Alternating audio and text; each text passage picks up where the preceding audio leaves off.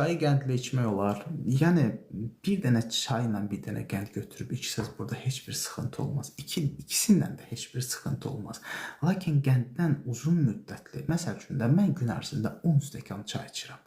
10 stəkan çayı ki, yəni elə belə rəqəmlər deyil bunlar. Bu yəni göydən götürmürəm. Doğrudan da bu qədər çay içən insanlar var.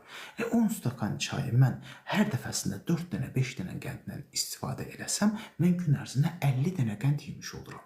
Gün ərzində 50 dənə qənd yemək əlbəttə ki, insan sağlamlığı üçün ziyan bir şey. Çünki çoxdur.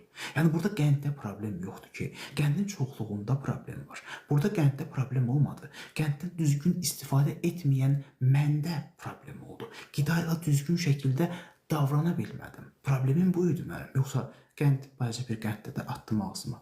2,5 qramda bir dənə balaca küp şəkər deyirlər. Videonu bəyəndinizsə, sizə faydalı olduysa da bəyənib bir dostunuzla bölüşməyi unutmayın. Hər birinizə diqqətiniz üçün təşəkkür edirəm.